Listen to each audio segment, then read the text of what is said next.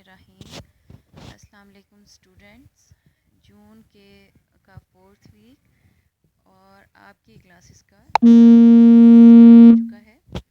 Students, आपने अब तक जो पढ़ा था वो माइटोसिस और मियोसिस था, जो कि आपके यूनिट नंबर 2 में था। ठीक है, अब उसी यूनिट नंबर 2 जो है यानी सेल साइकिल सेल डिवीज़न वाले चैप्टर का नेक्स्ट टॉपिक स्टार्ट होने जा रहा है, जो कि है हेरिडिटी। हेरिडिटी है क्या? हेरिडिटी एक्चुअली इनहेरिटेंस है, जो कि जीन्स से रिलेटेड होती है। हेरिडिटी की बेस पे ही हमारे जिस्म में, जानदारों के जिस्म में, पौधों के, जानवरों के जिस्म में मुख्तलिफ़ तब्दीलियाँ आती हैं जीन्स की बुनियाद पे। हेरिडिटी के बारे में पढ़ने के बाद सबसे पहले तो इसकी तारीफ़ देख लेते हैं कि हेरिडिटी है क्या। Heredity is the process of physical characteristics from parents passing of physical characteristics from parents to offspring. वालदैन से बच्चों में जो ज़ाहिरी तब्दीलियाँ होती हैं उनके मुंतकिल होने को हेरिडिटी कहा जाता है। जेनेटिक्स क्या है? Study of heredity. इसी हेरिडिटी की स्टडी को जेनेटिक्स कहा जाता है। अच्छा, इस टॉपिक को पढ़ने के बाद आपको ये पता चलेगा कि मेंडल ने किस तरह से हेरिडिटी के कॉन्सेप्ट को एक्सप्लेन किया था। ठीक है, और उसने प्योर और हाइब्रिड ऑर्गेनिज्म के दरमियान में किस तरह से फ़र्क बयान किया था। How chromosomes contain genes which control our traits, के क्रोमोसोम जो हमारी ट्रेड्स को कंट्रोल करते हैं किस तरह के होते हैं। The difference between dominant and recessive traits, और जो गालिब हो जाती हैं और जो मगलूब हो जाती हैं उन ट्रेड्स का फ़र्क भी बताया था मेंडल ने। मेंडल को बानी भी कहा जाता है जेनेटिक्स का। ईच क्रोमोसोम कंटेन्स जीन्स, हर क्रोमोसोम में जीन्स पाए जाते हैं। और क्रोमोसोम बेसिकली कहाँ पाए जाते हैं? सेल्स के न्यूक्लियस में। आपने पौधों और जानवरों में सेल्स का स्ट्रक्चर पढ़ा है, ठीक है, जिसके सेंटर में न्यूक्लियस पाया जाता है और उस न्यूक्लियस में क्रोमोसोम्स और क्रोमोसोम्स पे जीन्स पाए जाते हैं। ट्रेट क्या है? Each different form of a characteristics, एक खसूसियत, जिस तरह से हेयर कलर है इसकी एग्जांपल में, stem height of plants, eye colour, fur colour, flower petal colour, जिस तरह से आपके बालों का रंग है।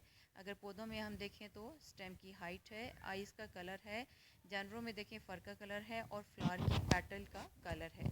अब ये दो एग्जांपल्स आपके साथ शेयर करने लगी हूँ। जिस तरह से ये आपको किटन्स नज़र आ रहे हैं, ठीक है, तो इन दोनों, इसमें दो किस्म के किटन्स नज़र आ रहे हैं। तो आप क्या सोचते हैं? What colour fur do you think the parents of this kitten later have, कि किस कलर के इनके पेरेंट्स होंगे। ठीक है, तो इसको आपको अगली पिक्चर में शो कर दिया गया है। Mother cat and father cat in colours के होंगे।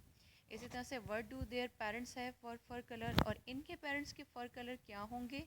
ये भी बिल्कुल ऐसे ही आपको इससे नेक्स्ट पिक्चर में दिखा दिया गया है कि अगर किटन के ये कलर्स हैं तो पेरेंट के कलर्स क्या होंगे। आप पिक्चर को देख के बहुत अच्छी तरह से समझ सकते हैं। इससे आपको आइडिया भी हो जाएगा कि ये जो फर कलर है ये पेरेंट से ऑफस्प्रिंग में ट्रांसफ़र होता है। जी, ये पिक्चर में आपको नज़र आ रहा है ग्रेगर मेंडल। ठीक है, एक हिस्ट्री देख लेते हैं हम हेरिडिटी की। Gregor Mendel was an Austrian priest and scientist often called the father of genetics. Spent time observing plant. Mendel wondered why different pea plants had different characteristics. इसने बहुत ज़्यादा टाइम जो है जेनेटिक्स को स्टडी करने में लगाया। ये इस चीज़ पे हैरान था कि पी प्लांट में बहुत ज़्यादा खसूसियात क्यों पाई जाती हैं। ठीक है, मुख्तलिफ़ खसूसियात, और वो कौन सी हैं ये आपको इस पिक्चर में नज़र आ रहा है। पी प्लांट में जो करेक्टरिस्टिक्स हैं, flower colour, flower position, seed colour, seed shape, P pot shape, pot colour, stem height. ठीक है, आपको ये पिक्चर में भी साथ नज़र आ रहा है कि जो पहले नंबर पे फ्लावर का कलर है, एक पर्पल है, एक वाइट है, फिर उसके बाद इसकी हाइट। बिल्कुल इसी तरह से आपको बाकी कैरेक्टरिस्टिक्स भी पी प्लांट के नज़र आ रहे हैं।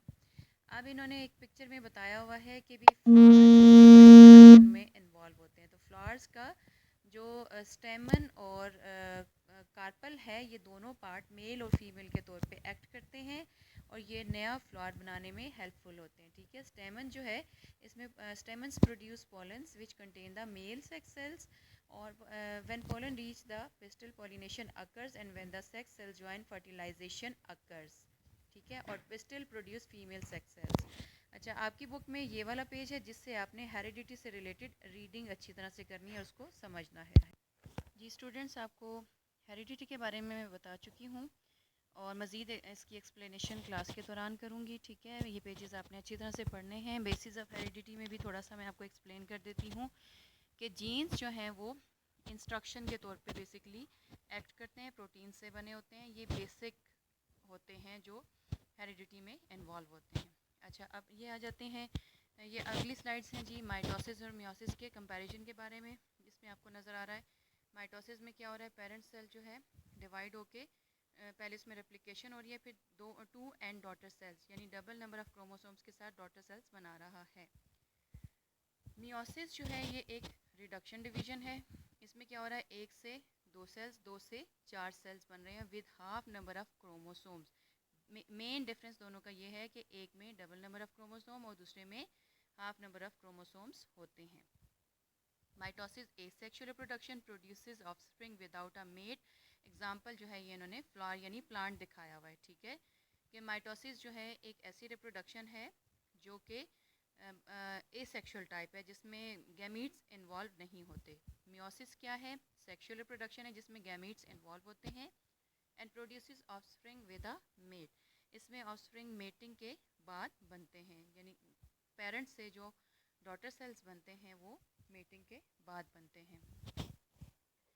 پھر اس کے بعد مائٹوسس اور میوسس میں مزید ڈفرینس کیا ہے کہ میوسس میں جینیٹک ویریشن آتی ہے اور مائٹوسس سنگل فیز پر مشتمل ہے اور میوسس ڈبل فیز پر. مائٹوسس پرو فیز, میٹا فیز, اینافیز, ٹیلوفیز پر, اور میوسس 1 اور میوسس 2 پر مشتمل ہے. اس میں مزید ڈیٹیل میں بات کریں گے کل آپ کی کلاس کے دوران. تب تک کے لیے اللہ حافظ. Thank you.